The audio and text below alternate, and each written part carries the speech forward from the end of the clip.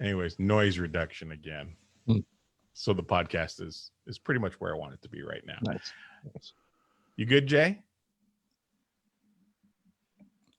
Let's try that again. Let's. You know what? That even screwed up in itself because it wasn't sharing the computer sound. It is sharing us, I believe, on the Facebook at the moment here. I copied and pasted the link. I don't know what the hell's going on, but everything's been absolutely crazy. Just crazy. Hey, I think we're going. I think we're good. I think we're live. I think that's what's happening right now, kids. We had some issues with volume and technical nonsense, which of course is probably going to make this an editing nightmare. But hey, I think we're all here now. And yep, here we go. We're going live. You know what I'm going to do? I'm going to do this again. Shall we start from the top, gentlemen? Let's try this again. Ladies and gentlemen, welcome to An Elegant Weapon, episode 379. My name is Jay, J.M. Clark, Jay the Jedi Ross Jedi Jay, and as always, it is so wonderful to have all you beautiful babies here with us in the Smoking Pod studio. Good times. I'm just going to cut that off because I feel like if I do any kind of fading out or whatever, it might screw things up. You heard that right there, and actually, I should let that play for a minute. Let's let that play. Kids, we got a brand new theme song, courtesy of the Slackers. I'd like to thank the boys very, very much. If you're unfamiliar with the Slackers, they are the single greatest band on the planet Earth. Yes, I'm a little bit biased, but as you can hear, it's beautiful, beautiful music. This is a song called Ska Boheme.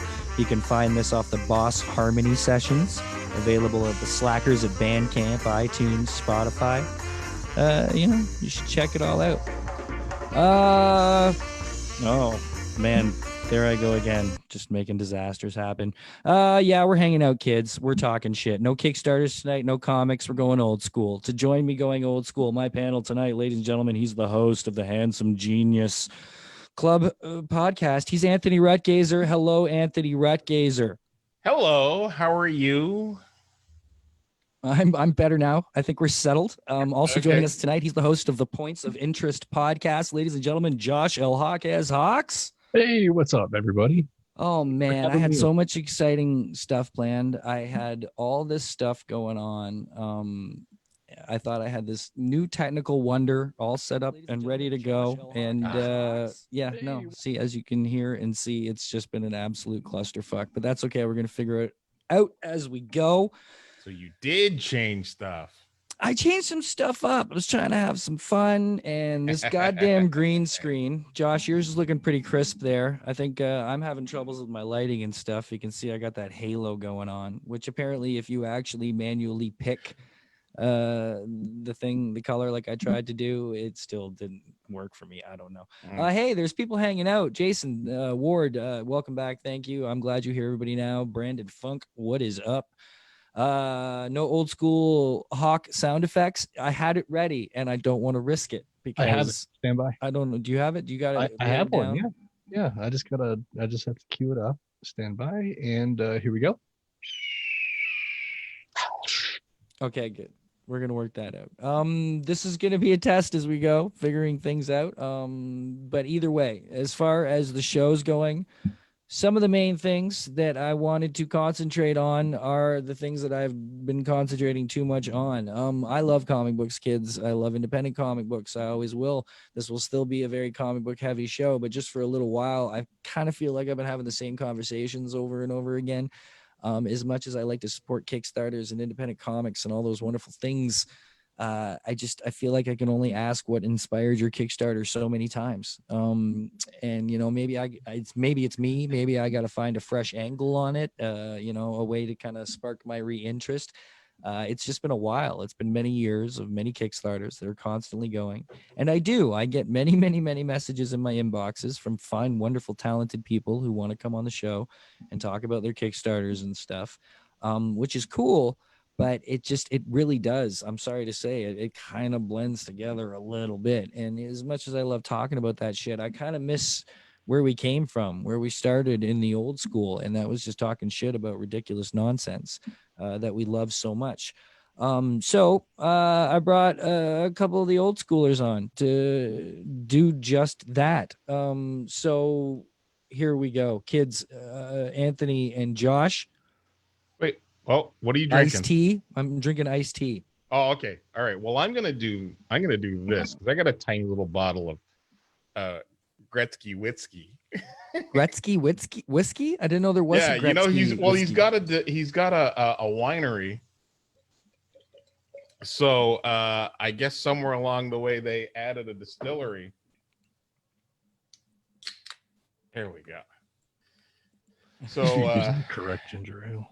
Not being a pothead like the rest of you weirdos. Oh, speaking of, I'm just a garden variety alcoholic. So doesn't drink Nice. much anymore, but when he does, he's the great Cheers. one. Josh, Colorado hasn't burned down yet, eh? No, I think the snow we got recently kind of helped. It does even things out a little bit, doesn't it? You guys getting wildfires? Half the state was on fire. Yeah. Fantastic. Is that you doing it yourself, or are you importing from California? Well, I mean, the assholes that set them probably came in from California. Any gender reveal parties at the root of the problem? Not that I'm aware of. I hear gender reveal parties are the best way to destroy 10,000 homes.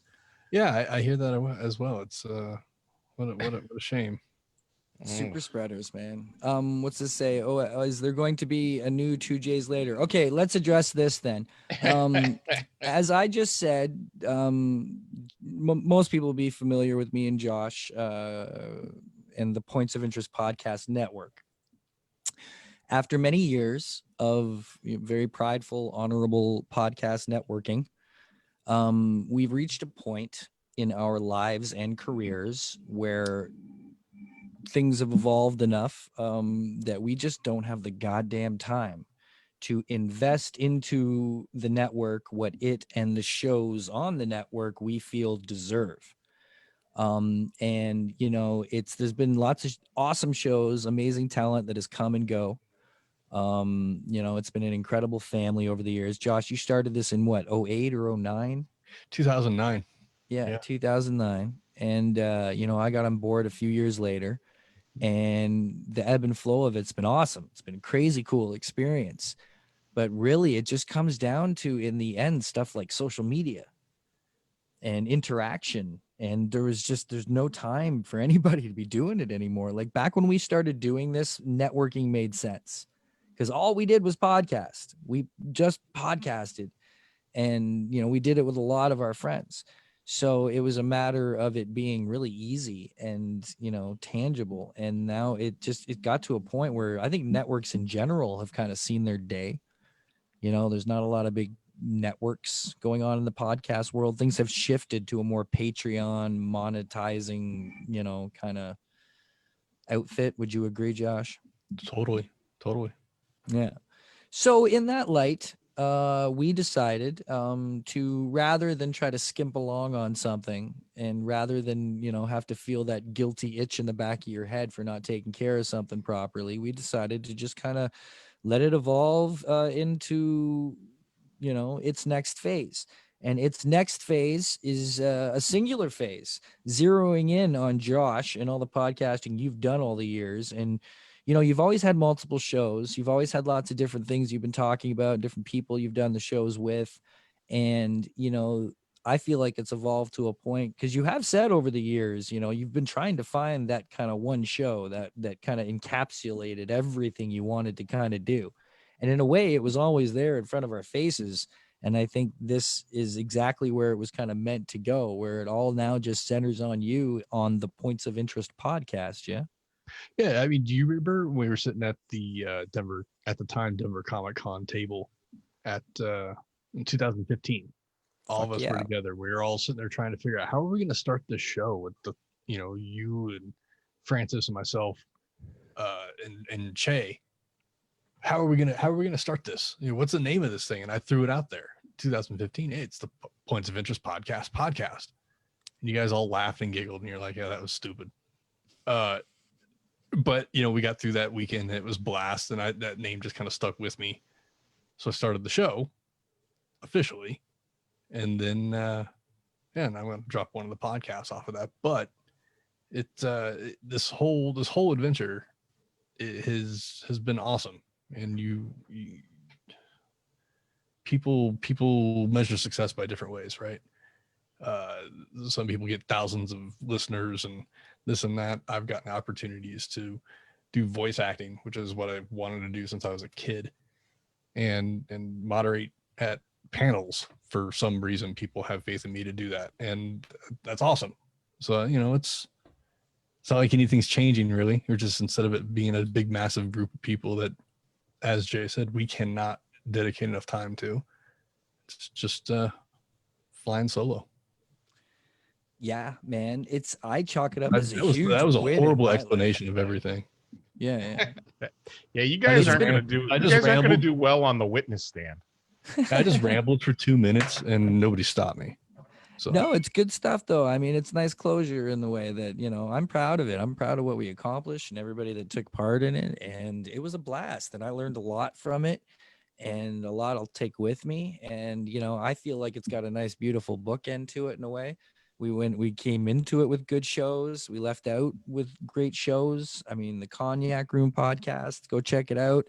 It's a horror podcast. And of course, all the old staples like Drunk on Comics and Droids Canada, and, great stuff that's happening. And all those pods are still living on.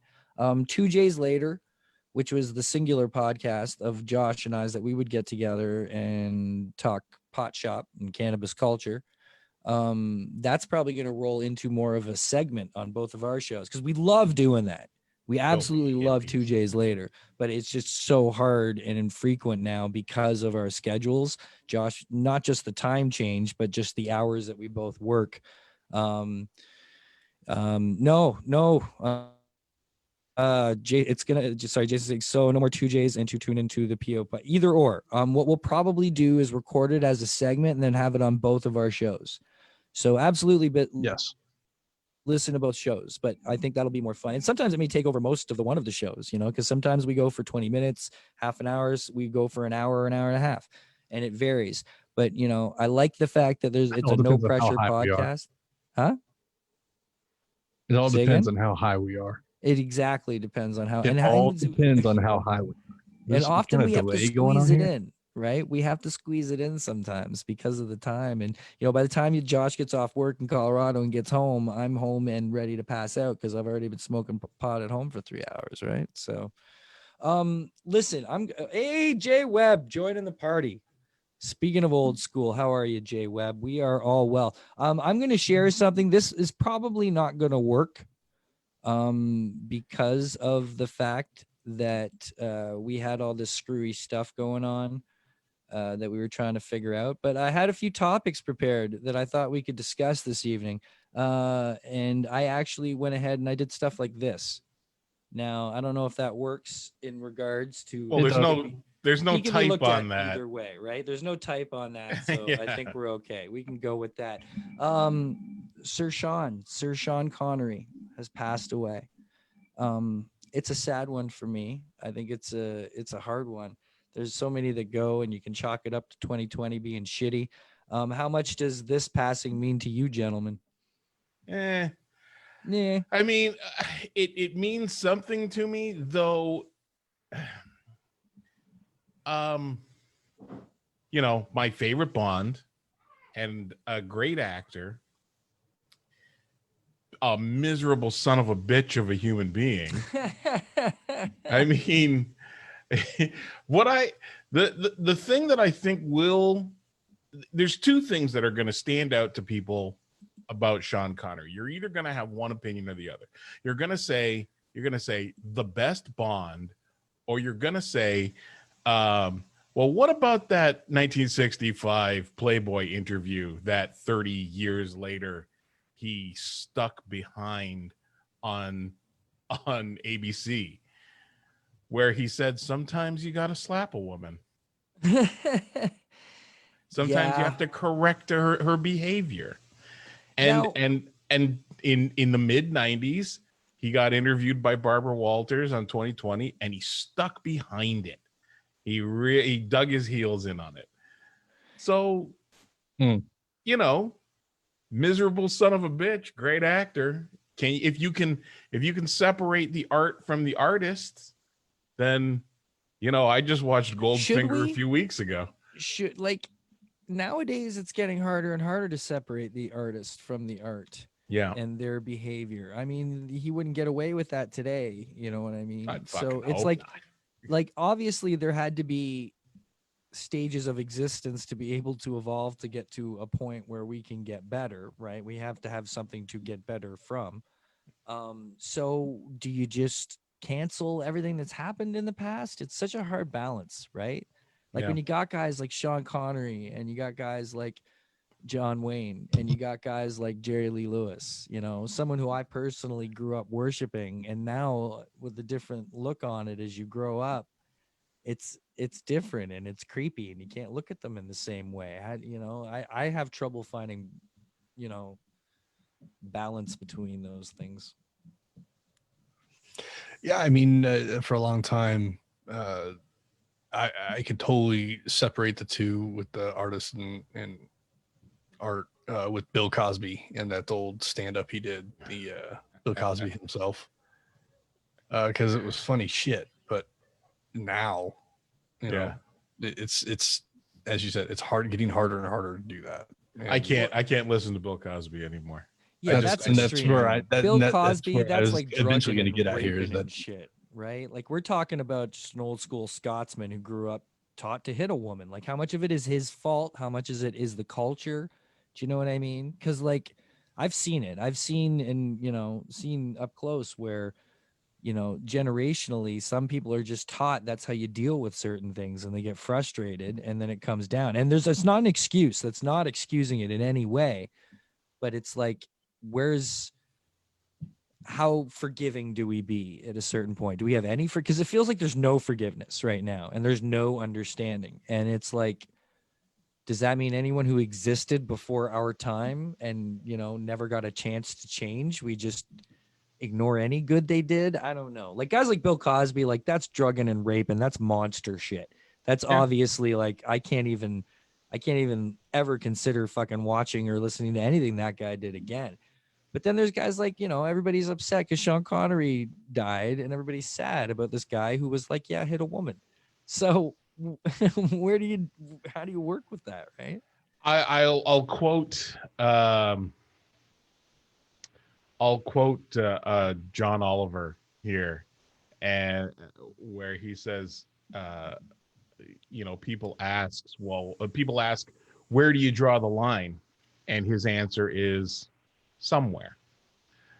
So you draw the line where you need to draw the line. So you say it's more like an individual basis and point of view? I mean, like I say, we talk about separating the artist from his art, from their art. So there's going to be, listen, John Wayne was a racist prick, but but again, I watched Rio Bravo a week ago. It's one of my favorite movies. It just happens to be that John Wayne, the person, was fucking not an admirable human being. Let's put it like that. And there are some cases where I can still enjoy what they created. Speaking of things people created, I created that. There are times where I can still enjoy what somebody created, and there are times where I can't. Bill Cosby, I can't bring myself to listen to Bill Cosby. Neither can I. Yeah. I love Chris Benoit. I can't watch a Chris Benoit match anymore. Right. Family I'm wondering if there's any girls out there, if there's any ladies of the female persuasion out there who happen to be watching right now, I would be interested to know your outlook. Are you sad that Sean passed? Because I know he was generally considered a sexy man's man and all that. And knowing that part, that he was that harsh, how do you feel about that? Because it really is, it's more of their opinion in that case. So if anybody's in the comments, let me know what you think. Are you sad that Sean's gone? Does it kind of piss you off? Because one of my big struggles is Michael Jackson. It really is. Yeah. Because you hear that music, you love that music, you want to move to that music. And then you can't help but think about, that guy and what happened, right? Even Stephen Hawking cheated on his wife with his nurse. Yeah. I like 2 Michael Jackson albums, so it's not as big a loss for me as it is for some people. I think he made 2 really great albums, and the rest of it is just right. Eventually, you become that's a different problem with celebrity is becoming so huge that you buy into your own press and you evolve beyond what made you popular or a good creator.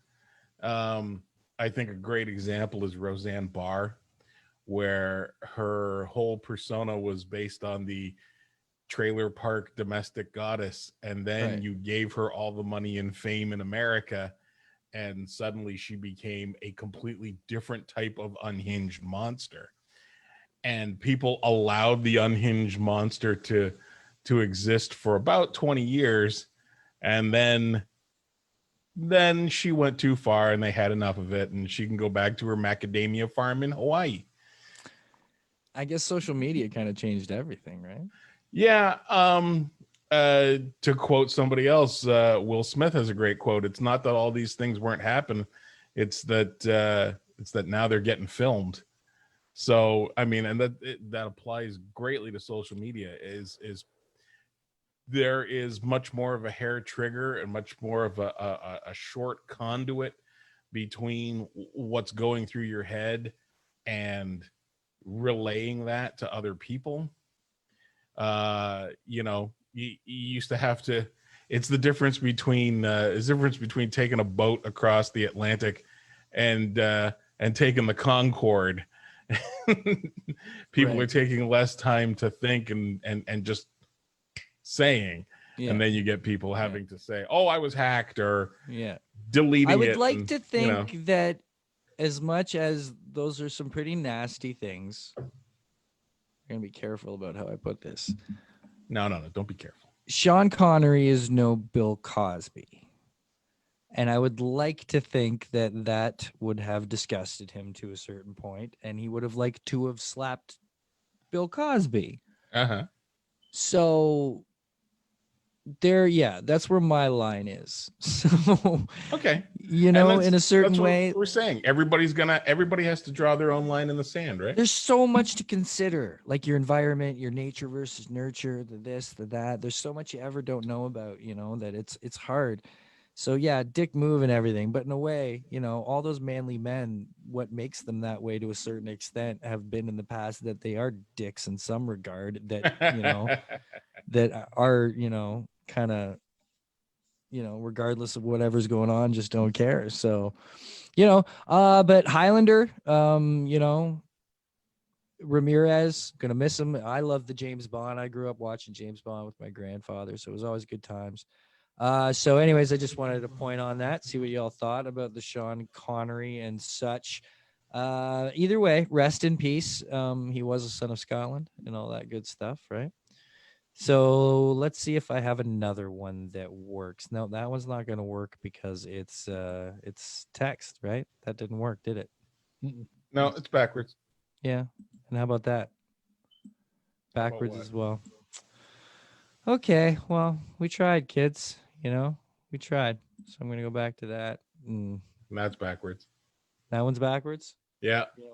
We're just gonna let it be backwards then. We're just not gonna care. Or maybe we'll just go for a nice should we go for a nice pleasant how about that one there?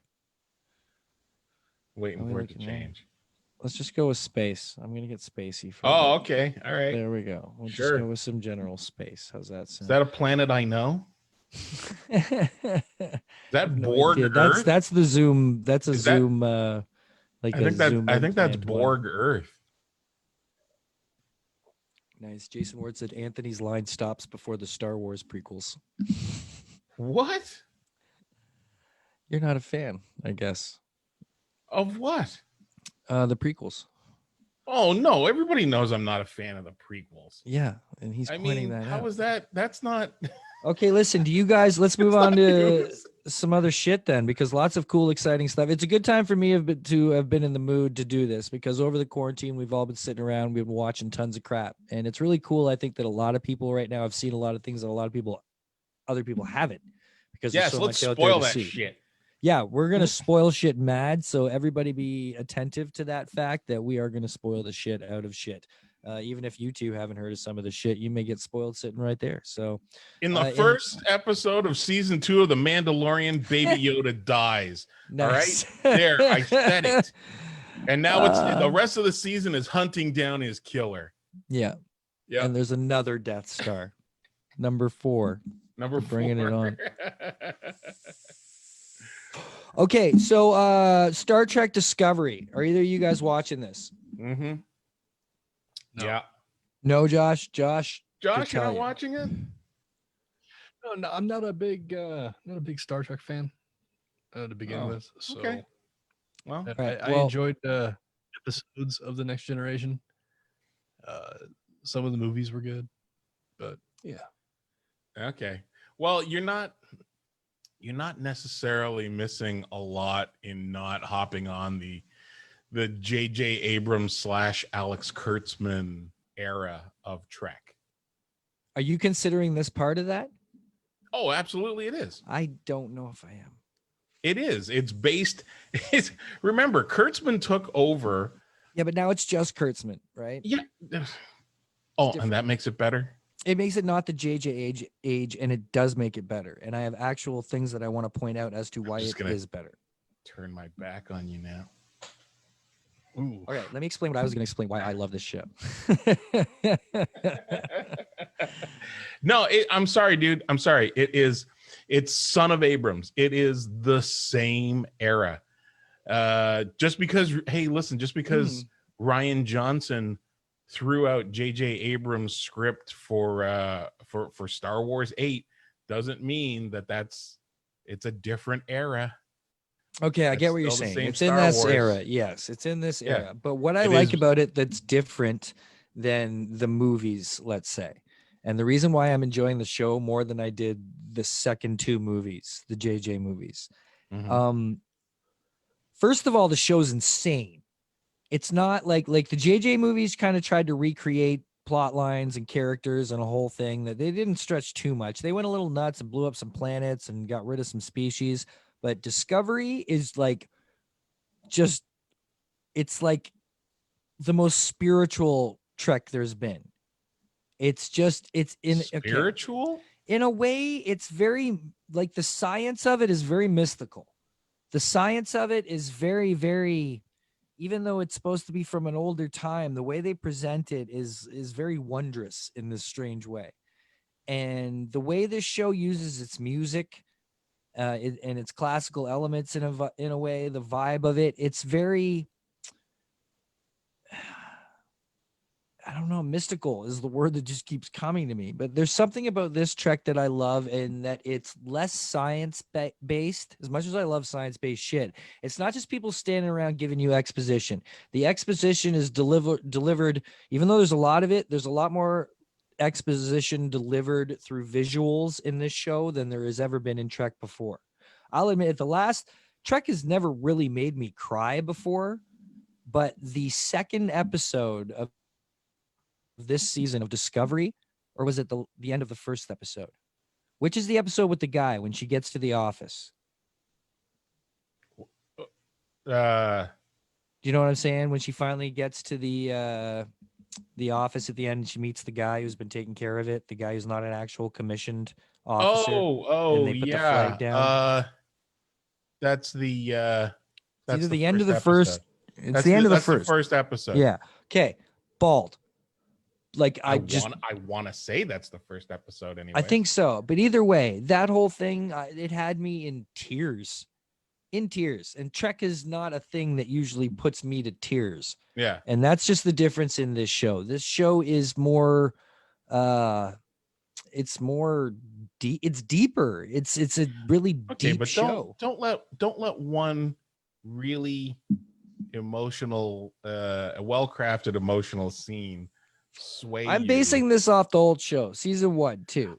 This is season 3, season 1 and 2. Okay, yeah. We're amazing. Like all of it is just it's beautiful. It's really beautiful sci-fi, and it's giving more of the fiction back to the science, because Star Trek has always been so based in reality and so rooted in actual things that have even come into existence because of things they made up on the show. Is this feels more like.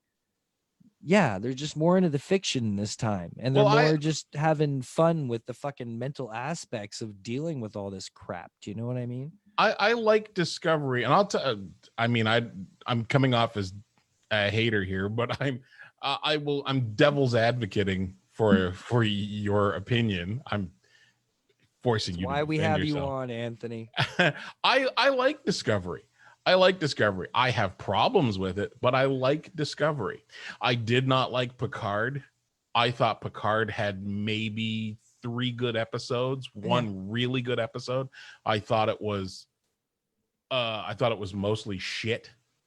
You waited. You're trying to get to a planet full of friggin' androids, and we don't get there until episode 9 out of 10. What are you fucking doing? I'm feeling you on that one. Picard could have been a lot better. It was Picard could have not been made, and we'd have all been fine.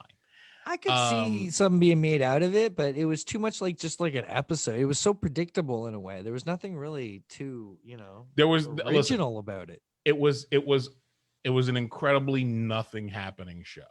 The only good thing, the only reason that you have any good feelings about Picard is because of Riker and Troy.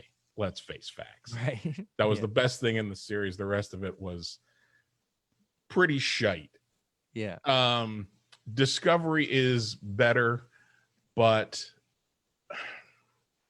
there's something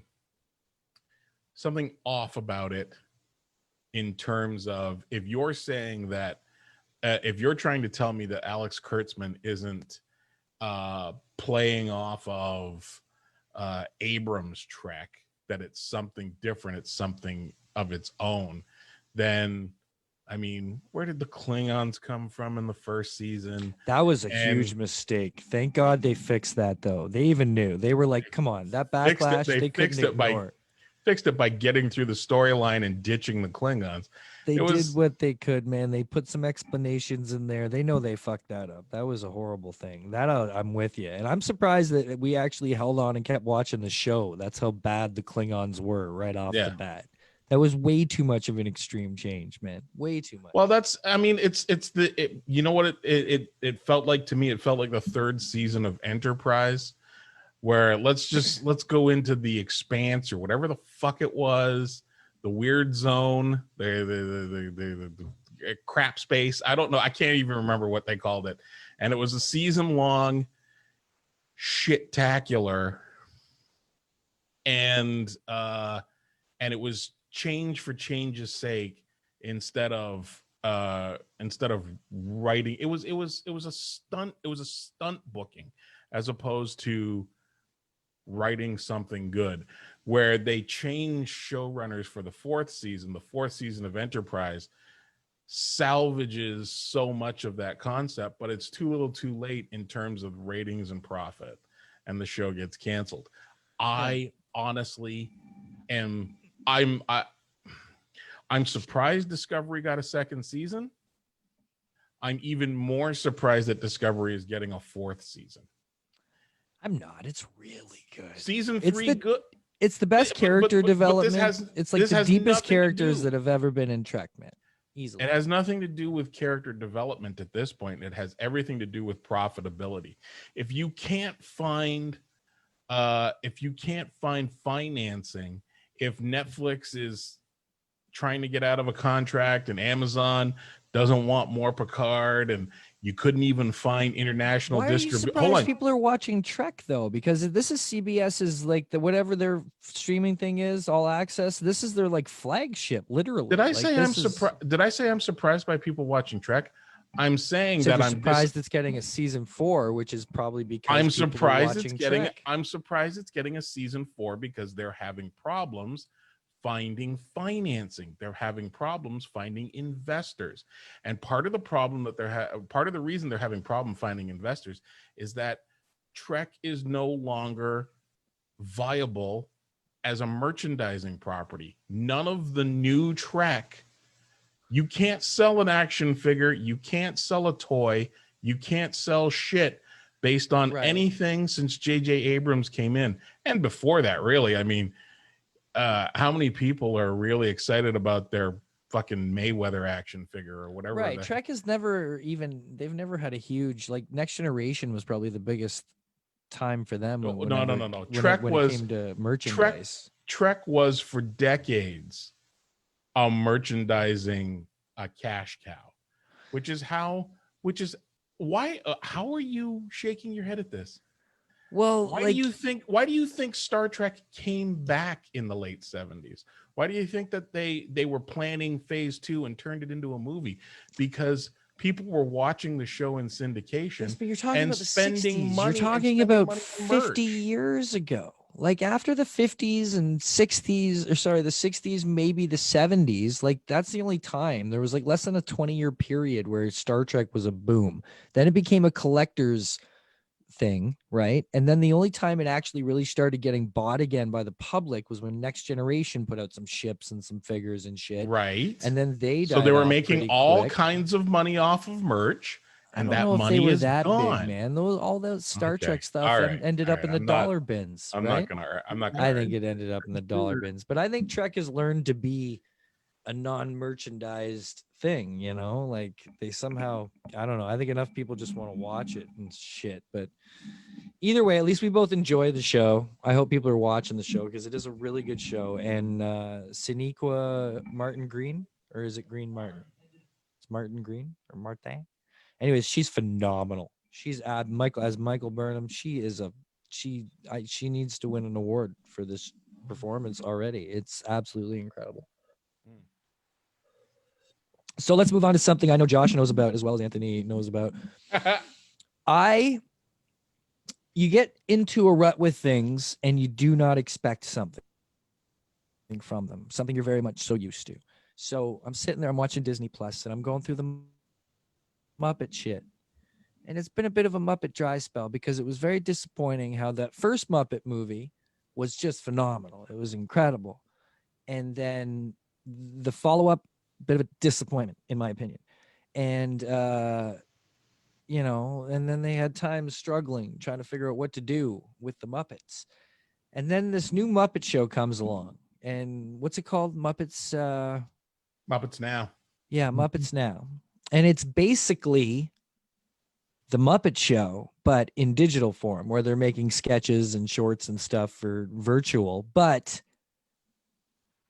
it's brilliant because in doing that, it's back to them actually not just like stories about them happening as themselves. It's about them putting on performances, which was, I think now that I see this thing, was what was missing from the Muppets. It wasn't that you just loved to see the Muppets on the Muppet Show. You loved to see what they were doing on stage at the Muppet Show. It wasn't Miss Piggy. It was Miss Piggy in Pigs in Space is what you were wanting to watch for. And then the Muppets kind of became all about their capers. And then movie after movie, except for maybe when they did stuff like the Christmas Carol and Muppet Island, or Treasure Island when they were, actual other characters. But that's what was really great about the Muppet Show, you realize when you're watching this Muppets Now, because I was blown away that it's great. I'm loving it. I think it's kooky, it's crazy, it's original, it's unique, it's nutty. Not everything works, not everything's hilarious, but I love the heart you can feel behind it. Are you feeling that, Josh? Yeah, totally. I enjoyed it. I can't remember if I watched all the episodes or not. But it was awesome seeing like the Swedish chef interact with that other chef character that they've come up with, and and him just being like, why, you're pantomiming this, right? But why are you cooking that way? Why wouldn't you do it this way? It's fun to see that kind of interaction with the same characters that we all know and love, but excuse me, used brought up to date. Yeah. Brought up to date. Yeah. I caught it and I was just surprised. I was blown away. Have you seen much of it, Anthony? I watched the first couple of episodes. It's good. I'm glad they're doing it. My ass is still a little chapped that the 2015 series, the ABC series, got canceled. I liked the good. ABC series. I still go on about this. The first 10 episodes of that were great, and then they took their Christmas break and brought in a new showrunner and decided to backtrack on the changes that the show had made to the in character development, and ended that first season with Kermit and Piggy back together. I was like, oh, you're cutting off new stories. Mm-hmm. So right, and then it didn't get renewed. So so there's just so much Pepe and Rizzo. I'm so in heaven with the Muppet, like all that Pepe and Rizzo. That's all I want to see. Like they're my absolute favorite Muppets. The two of them are just it. They're all I need. Pepe and Rizzo that's all you need. With Pepe especially, it always seems like it's just off the cuff.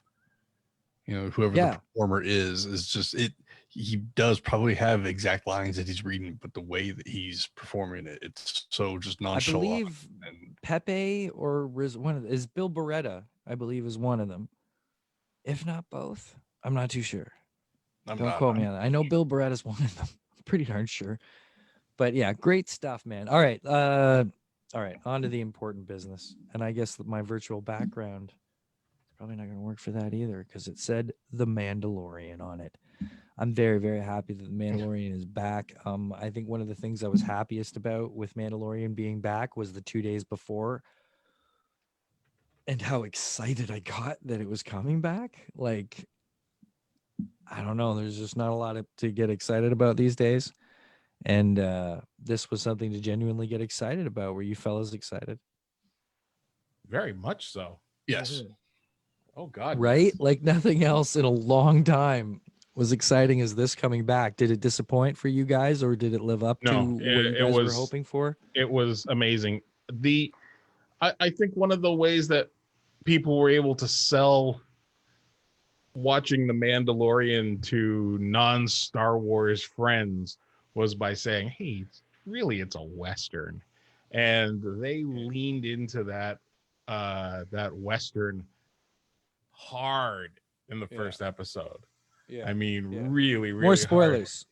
No spoilers. Gonna do a spoiler refresher. No, we're gonna have to spoil this to talk about it, because there's things I need to talk about that need to be spoiled. So I'm just doing a spoiler reminder, because we said at the beginning of the show that there were going to be spoilers, but I'm going to well, I mean, here are some not really spoilery things. Talking about leaning into the Western aspects of it. You basically invoke Deadwood by bringing Timothy Oliphant and W. Earl Brown onto the show. Yeah. You get the great shots of the horse ride across the desert with the sunset in the background when you get the speeder bikes, the swoop bikes. It's just that. One of my favorite things is when Mando rides into Mos Pelagos, and it's just that look of everybody giving him the once over as he makes the slow ride through town. And it's just that horse trot as he makes his way to the saloon first, and women are hiding their children and going into their homes, and they're not even playing. They're just it's fantastic. It's here you go. Here's cowboy movie in space. Yeah. Just amazing. Just perfectly done. Yeah. I thought Timothy Oliphant. Sorry, go ahead, Josh. I thought humanizing the Sand People was totally. I'm totally cool with that. Yeah. Yeah. I think we should not get the same for Jawas. Jawas are assholes. No, but one of the great things apparently that they did though was they brought in a deaf actor to help develop the the sign language, the Tusken Raider sign language. That's so cool. instead of asking where Michael Okuda is, they had somebody come in and help them develop it based on American Sign Language. And I think that was fantastic.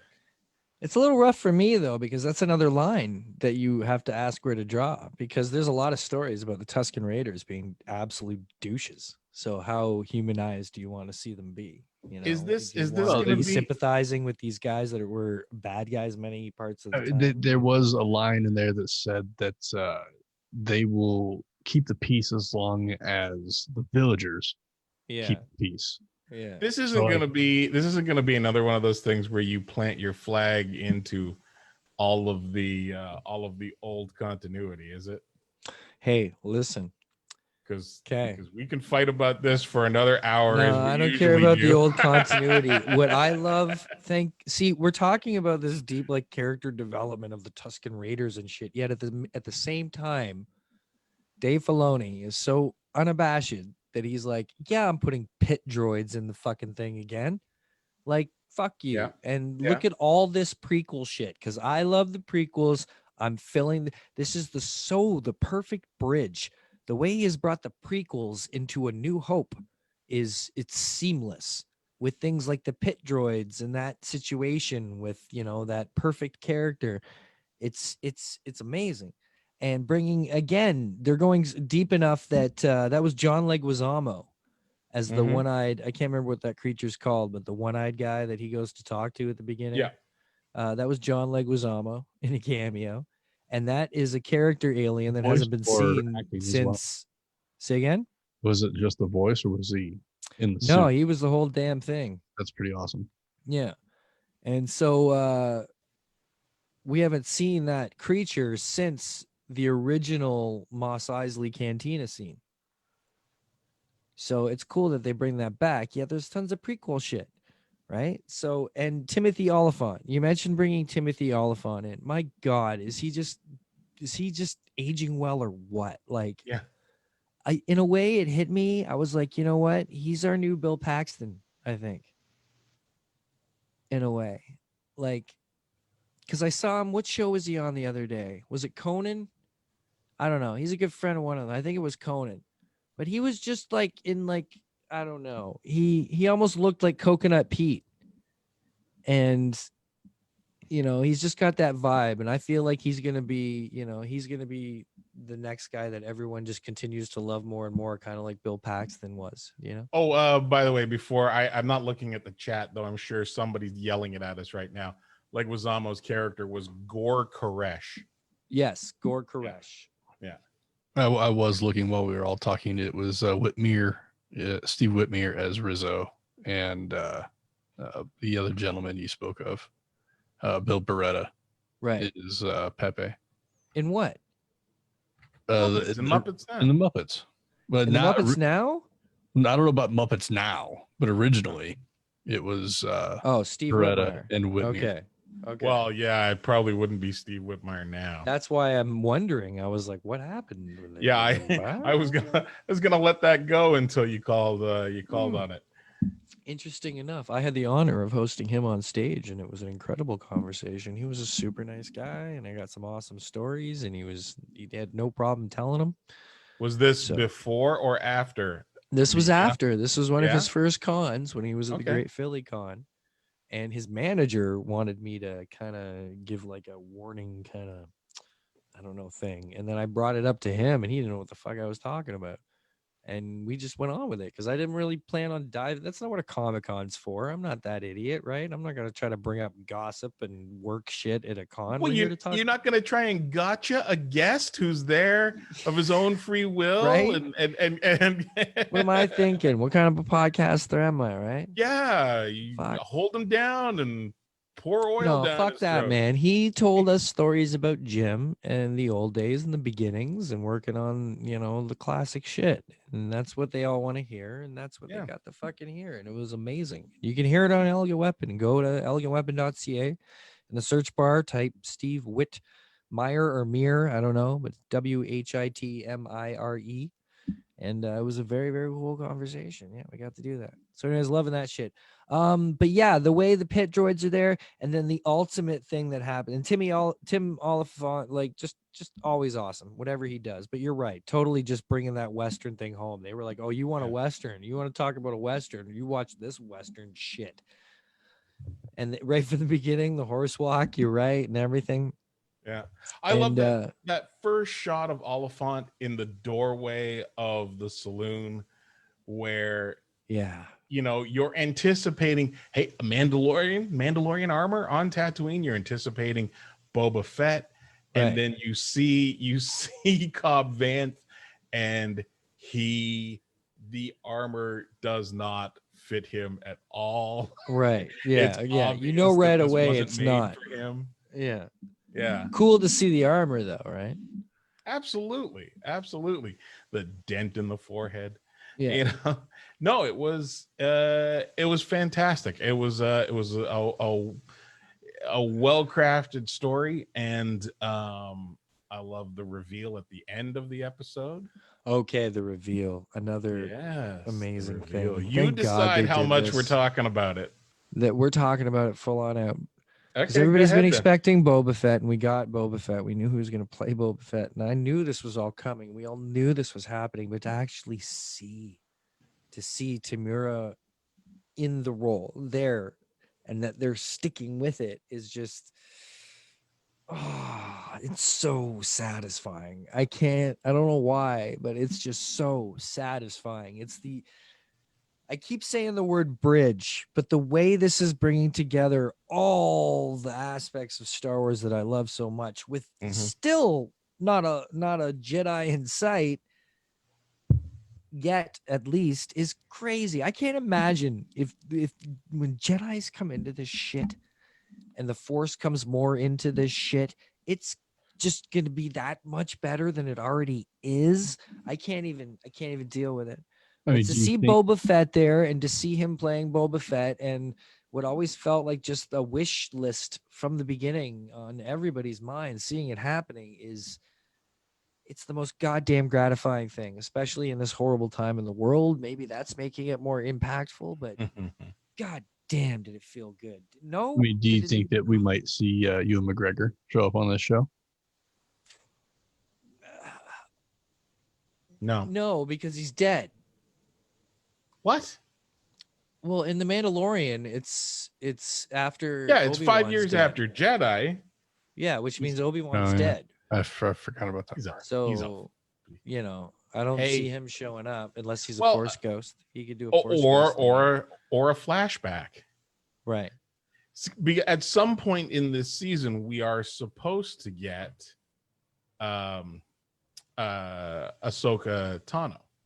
Yes. And there's no reason to think that if Ahsoka Tano is going to tell her story, that we might not get some quick shot of Obi-Wan in there.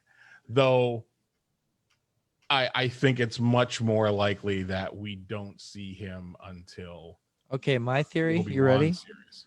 We're not going to see Ahsoka till the very last fucking scene of this goddamn season. And why I think that is because he's right now chasing down Mandalorians, right? So this Boba Fett thing's going to happen. I don't know how far through the season they're going to carry this Boba Fett thing. Does it just get started and resolved in the next episode, or does it continue through to the end? Because it looks like I don't think we're going to see Boba Fett again. Oh, no? No, I don't think we're going to see Boba Fett again. I think we might not see Boba Fett again until season 4. Right. For some reason, he hasn't cared about 3 or season 4. His shit or whatever. Either way, he's going to chase down other Mandalorians, I think, because they also cast like other Mandalorians that were in the shit. Yeah. So I think what's going to happen is he's going to find other Mandalorians who are going to lead him to Ahsoka. And, you know, it's going to obviously have to do with Gideon. Is his name Gideon? Moff Gideon? Yeah. And the Darksaber and all that. And, you know, maybe he finds out more about the Darksaber by getting in touch with Mandalorians and learning about what it was. But either way, I think all that's going to lead him to, at the very end, because he's still his whole quest. He's got one mission, and that's to get the kid wherever, right? Right. So he's gonna he's not trying to find Mandos for Mando's sake. He's trying to find Mandos to lead him to Jedi. So I think the last thing that's gonna happen is he's gonna finally find that Jedi, and it's gonna be Ahsoka, because what other fucking Jedi are there? Well, Right? I think what's gonna happen, Unless Sebastian Stan steps in and plays himself a little young Luke Skywalker. You know?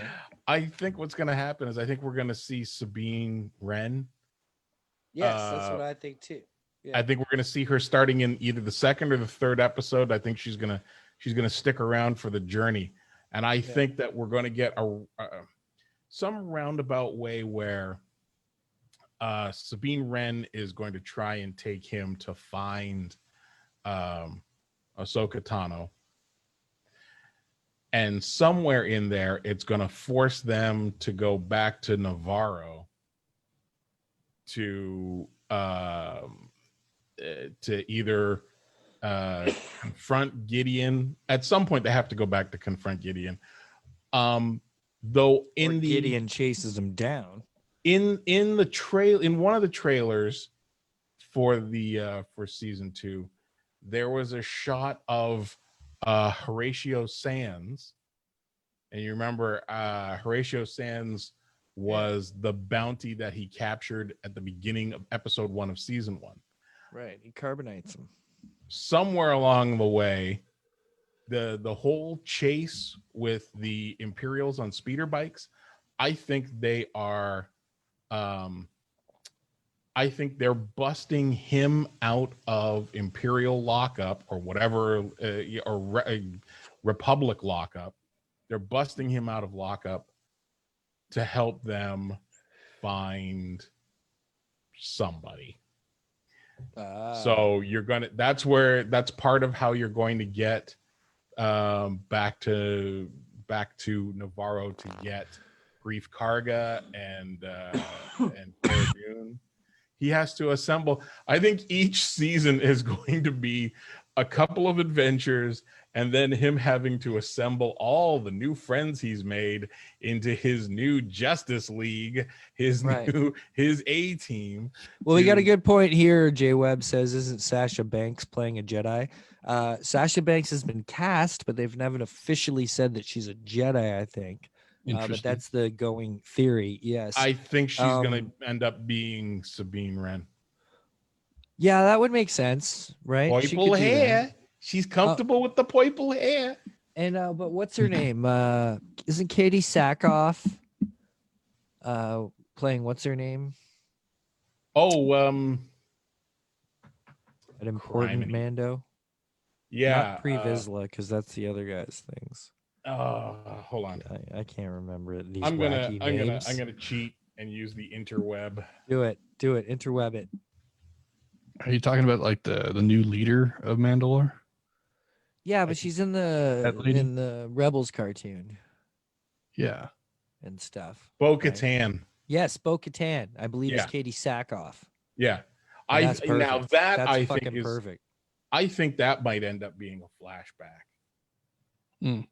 Could be, but she survived. So, how many flashbacks were in the last season? Just him as a kid. Right? Yeah. This one's already had the only flashback so far. This one was him flashing back to getting Boba Fett's suit. So it's interesting that the Jawas got a hold of the suit, right?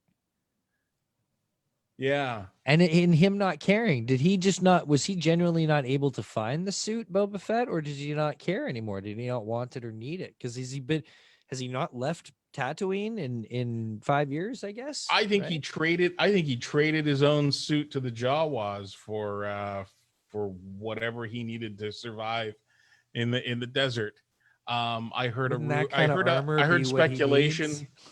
I heard speculation that he had become a Tusken Raider. He'd become one of the Sand People. I don't think he was dressed quite like them, enough like them. Certainly not. He had their weapons. One of the staffs that he had on his back definitely reminded me of. Yeah. He had a gaffy stick.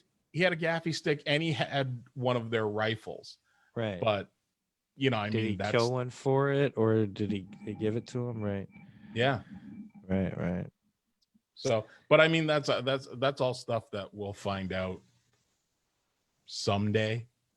Yeah, I hope it picks up. I hope it isn't like super, because there were a couple kind of filler episodes, but I just hope it does keep rolling along. Baby Yoda wasn't really super significant other than the comedic, relief in this episode. Wait a minute, which was interesting. They didn't start out big. What did you call a filler episode from season 1? I know what you're going to say. It's going to episode. disappoint me. I know what you're going to say, and it's greatly going to disappoint me. You think the prison barge episode was a filler episode, don't you? Bill Burr? Yeah. Maybe that's what I was thinking. But I enjoyed that episode. I'm sending that Maybe attack I'm wrong. Maybe I'm wrong. I feel like there was one episode that I was like, that one was unnecessary. Turn to your right. But they're all cool, right? Hey, buddy. What's up? Podcat needs attention. Podcat. Yeah, Podcat. This is Bradley. The most uncat name ever. Well, I have Bradley and Jacob after Bradley Noel and his kid, right?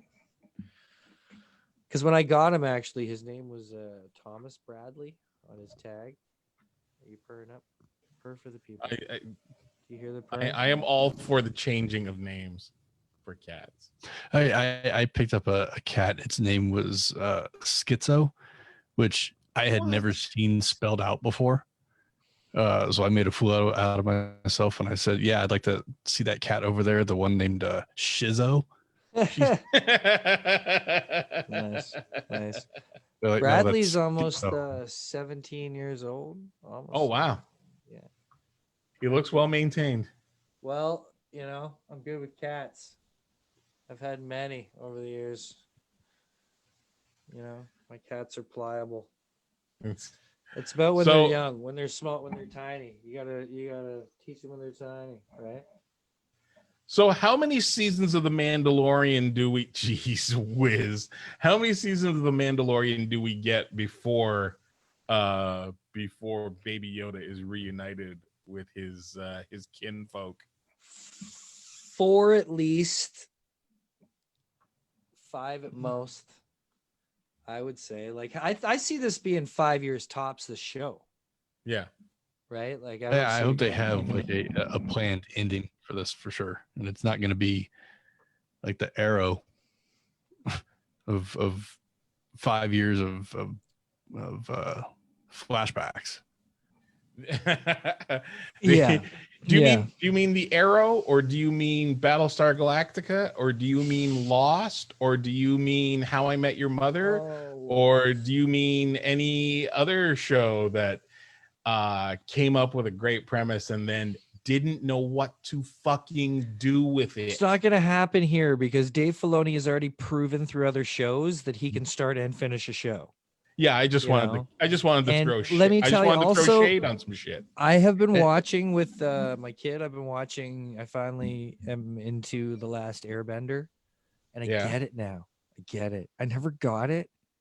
I was like, there's better looking anime than this and stuff.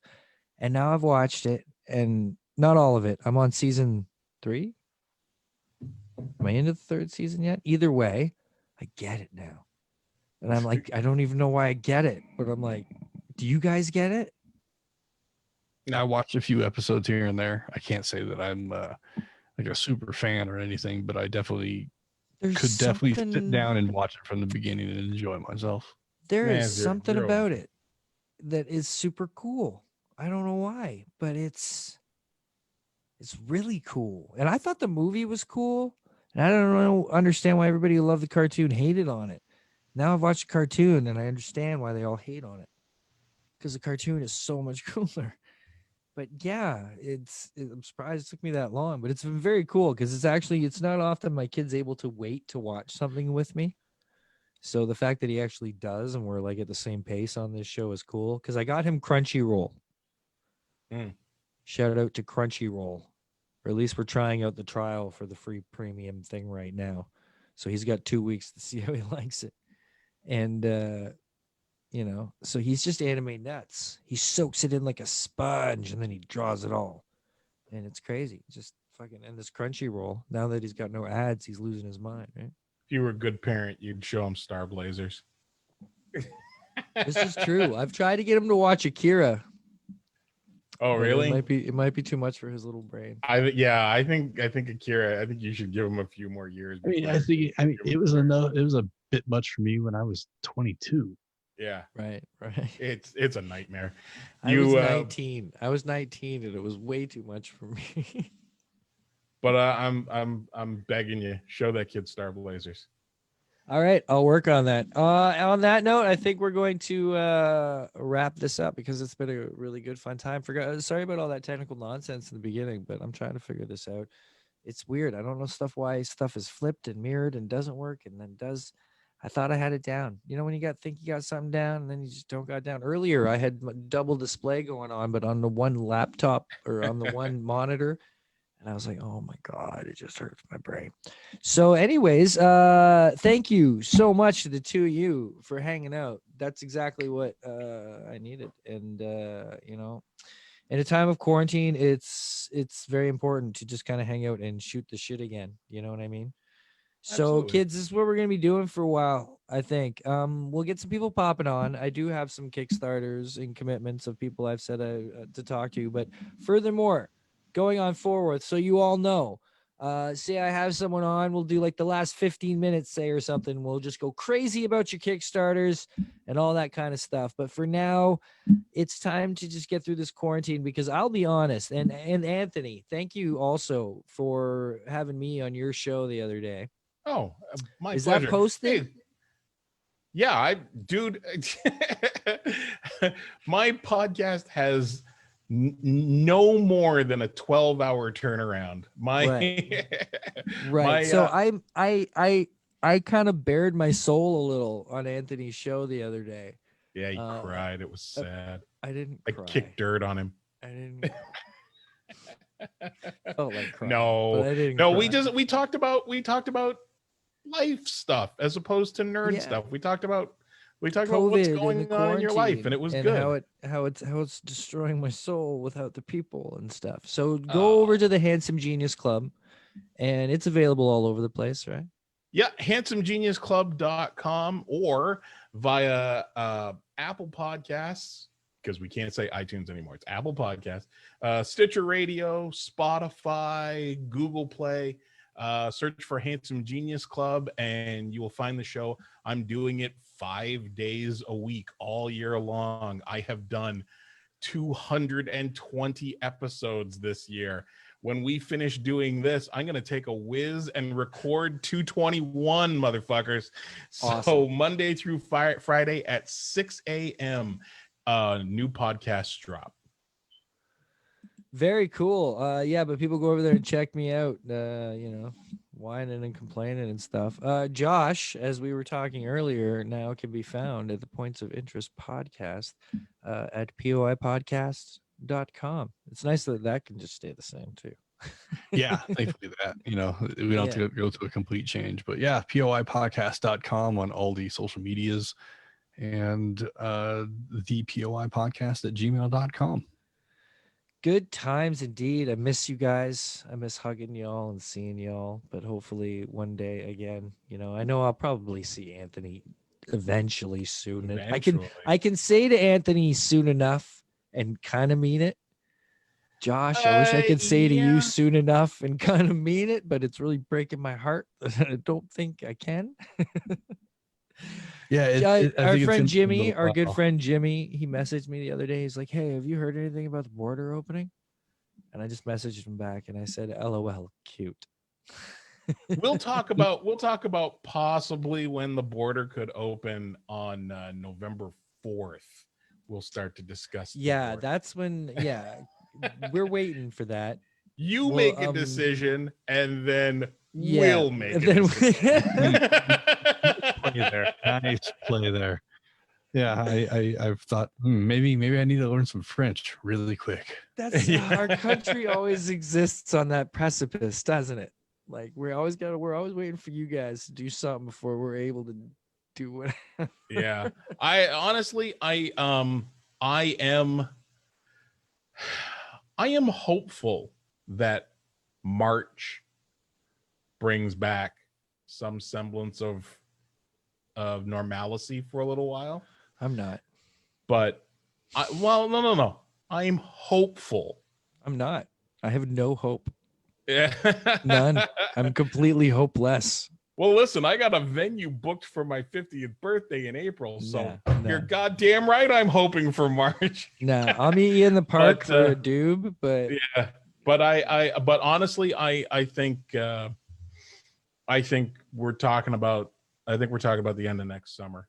Yeah, at least. I don't think we get conventions, not up here anyways. I don't think we'll get conventions the way we even close to remember them until we hit Fan Expo. Mm-hmm. Oh yeah, Jay Webb, you're about to re-enter a lockdown over in the UK too. So Webb, sorry, buddy. Yeah. Sorry, man. God. But yeah, we'll get you on, Jay. We'll talk some shit just like this. Awesome. Vote, Americans. Vote accordingly. If you ever want to see me again, you should probably vote accordingly. Yeah, vote for not fascism. Yeah, vote for not fascism. Yeah. Vote for life. You want to truly be pro-life? Stop, vote against all that death that's going on. Don't vote against super spreaders. All right, kids, there you go. Fun times, Mandalorian.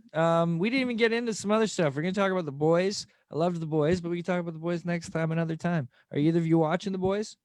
Yeah, watch the shit out of that show. All right. Then I just recently was told about it, so no, I have not yet. You're going to enjoy it, Josh. Yeah. It is. Yeah. It's spectacular. It's pretty spectacular. It will warp your mind. Yeah. But thank you, people, for watching and commenting and hanging out. We love you all. You're absolutely beautiful, wonderful human beings. So stay safe, love each other. But as far as everything goes, that's all we're going to have this week on An Elegant Weapon.